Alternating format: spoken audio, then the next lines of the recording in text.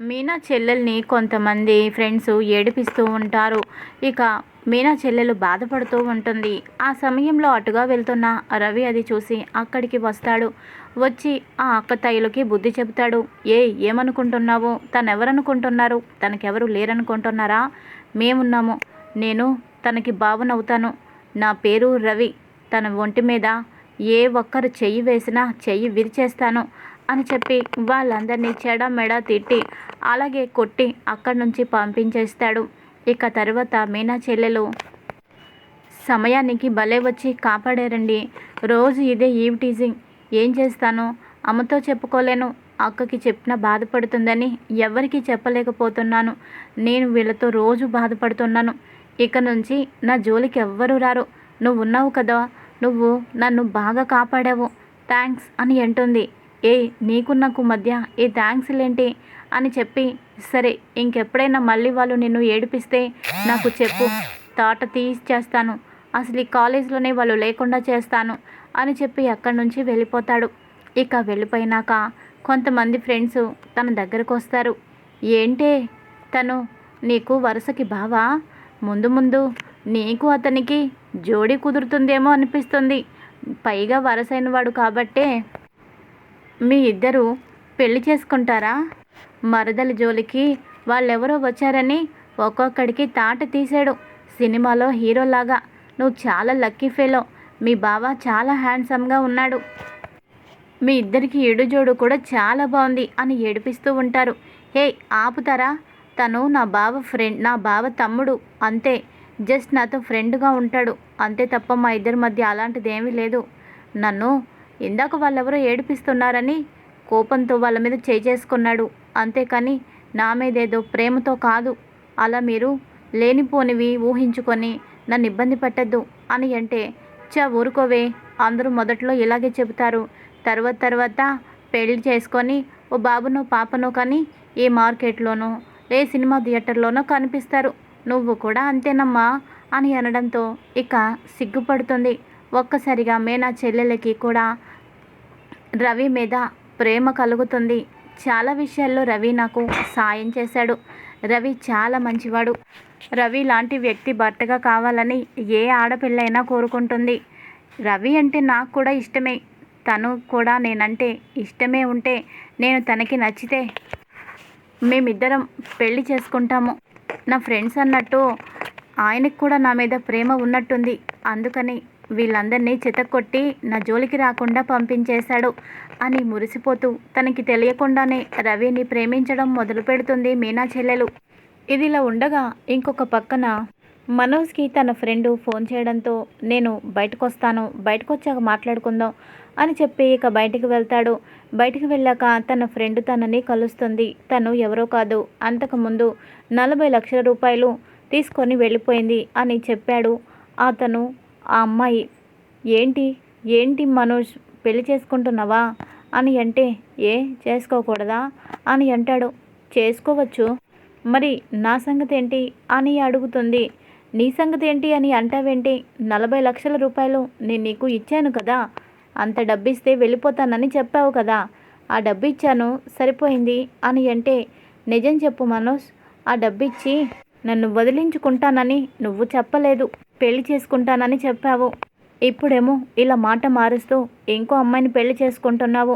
ఇప్పుడే ఈ నిజం నేను అందరితో చెప్పేస్తాను, నీ పెళ్ళిని ఆపించేస్తాను అని అంటుంది.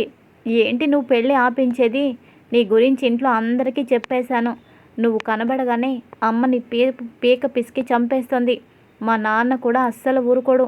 నువ్వు నన్ను మోసం చేసి డబ్బు తీసుకెళ్ళిపోయావని అందరికీ నేను నమ్మించడం కాదు, అదే నిజమని జీవించేశాను. నువ్వు నిజం చెప్పినా ఎవ్వరూ నమ్మరు. పైగా ఇప్పుడు వాడి పెళ్ళి కూడా ఆపాలని చూస్తుంది అని తెలిసి నీ మీద పోలీస్ కంప్లైంట్ ఇచ్చి నిన్ను లోపల కూడా వేయిస్తారు. నువ్వు చెప్పినా ఎవ్వరూ నమ్మరు అని అంటాడు. మోసం, దగ, 40 లక్షల రూపాయలు నన్ను తీసుకువెళ్ళమని చెప్పి ఓ అకౌంట్లో వేయమని చెప్పావు. ఆ అకౌంటు నీదే. ఆ డబ్బు మళ్ళీ నీ పేరు మీదే అకౌంట్లో వేయించుకున్నావు. కొత్త బ్యాంకులో అకౌంట్ ఓపెన్ చేయిస్తే మనిద్దరం హ్యాపీగా ఎక్కడికైనా వెళ్ళిపోయి పెళ్లి చేసుకోవడానికి ఎవరికి తెలియకుండా ఉండడానికి ఈ అకౌంట్లో డబ్బు వేయిస్తున్నావు అనుకున్నాను, కానీ నన్నెంత మోసం చేస్తావని అనుకోలేదు అని అంటుంది. ఏంటి, నేను నిన్ను మోసం చేశానా? నువ్వు కూడా మోసం చేసావు కదా. అసలు అవన్నీ అనవసరం. వెళ్ళిపోయి ఇక్కడి నుంచి. నువ్వు కానీ కనిపిస్తే నిన్ను చావగొడతారు. నువ్వు ఎన్ని చెప్పినా నమ్మే పరిస్థితుల్లో లేరు.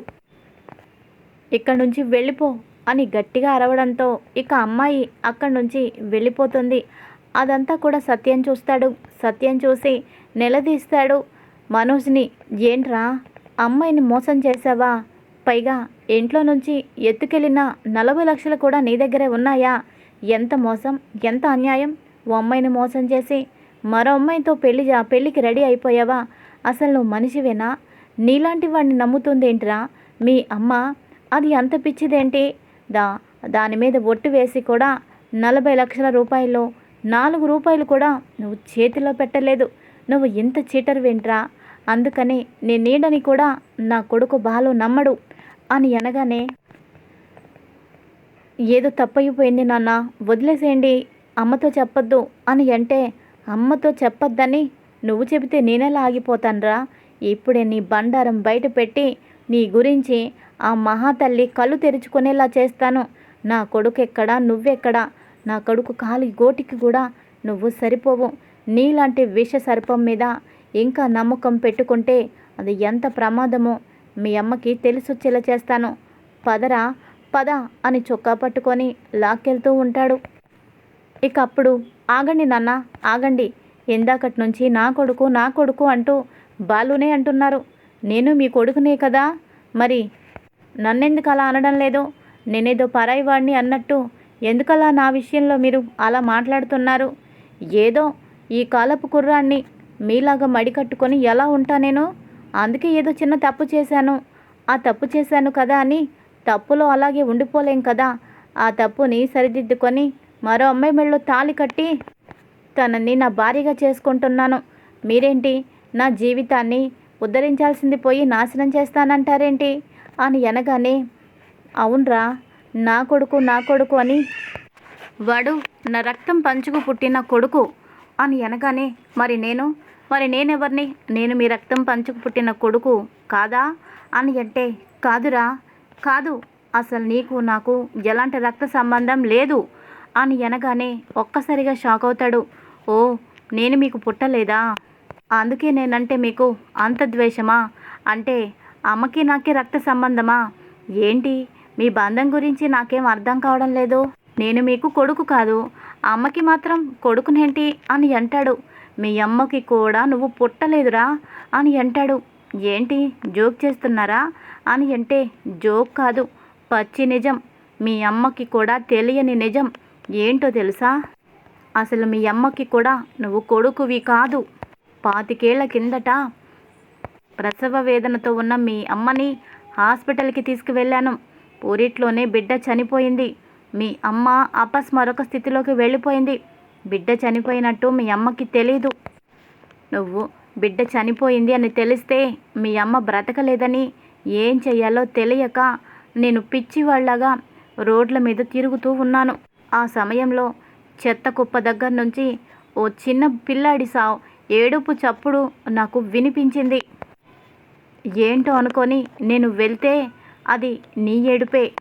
బొడ్డు కూడా కొయ్యలేదు, రక్తం కూడా ఆరలేదు. అలాంటి నిన్ను చెత్తబుట్టలో వేసి ఎవరో వెళ్ళిపోయారు అని తెలుసుకొని వెంటనే నేను నా చేతుల్లోకి తీసుకువెళ్ళి నా భార్య పక్కన వేశాను. ఆ సమయంలో ఏమనుకున్నానో తెలుసా? నా బిడ్డని ఆ దేవుడు దూరం చేసినా నిన్ను నాకు దగ్గర చేసినందుకు ఎంతో పొంగిపోయాను. నిన్ను అల్లారు ముద్దగా పెంచాను. బాలుగాడి కంటే నీ మీదే ఎక్కువ ప్రేమని పెంచుకున్నాను. మీ అమ్మైతే నీ విషయంలో పిచ్చిదైపోయింది. అలాంటి నువ్వు ఎలా ఉండాలి చెప్పు? ఈ నిజం ఇప్పుడే ఎందుకు చెప్పానో తెలుసా? ఇకనైనా నువ్వు మారతావని. నీ మీదే లోకంగా బ్రతుకుతున్నా, ప్రాణంగా బ్రతుకుతున్నా మీ అమ్మ కోసమైనా మారి నీ పుట్టుక గురించి తెలుసుకొని ఇప్పటికైనా ఓ మంచి మనిషిలాగా ఉంటావని నేను చెబుతున్నాను. ఈ నిజం తెలిస్తే నిన్ను కొడుకుగా తను స్వీకరిస్తుందా? తనకే పుట్టిన బాలునే తన కొడుకుగా చూసుకుంటుంది. మీ అమ్మ ప్రేమిస్తే ఎంత ప్రేమగా ఉంటుందో, ఎంత ప్రాణం ఇస్తుందో, తనకు ఏదైనా తేడా వస్తే అంత ద్వేషిస్తుంది. ఆ విషయం అందరికంటే నీకే ఎక్కువ తెలుసు. ఇప్పటికైనా ఈ మోసాలు, అబద్ధాలు, అన్యాయాలు ఆపేసి ఓ మనిషిగా బ్రతుకు. నీ గురించి నీకు చెబితే నువ్వు మారుతావన్న ఉద్దేశంతో ఈ నిజం చెప్పానే తప్ప నిన్ను బాధ పెట్టే ఉద్దేశం నాకు లేదు. ఎందుకంటే ఈ చేతులతో నిన్ను తీసుకొచ్చాను, ఈ చేతులతో పెంచి పెద్ద చేశాను. నా కడుపును పుట్టకపోయినా నువ్వు నా కడుపులో పుట్టినట్టే, నువ్వు నా కొడుకువే.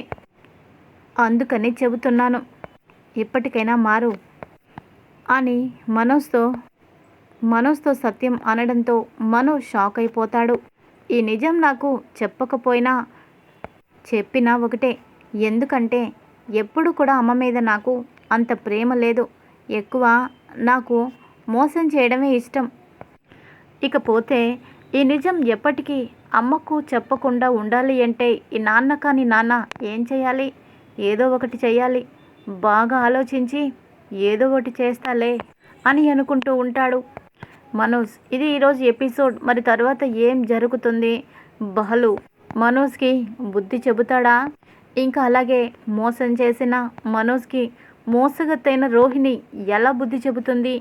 ఏం జరగబోతోంది? ఇవన్నీ రాబోయే ఎపిసోడ్స్లో తెలుసుకుందాం. Thanks for watching. మీనా చెల్లెల్ని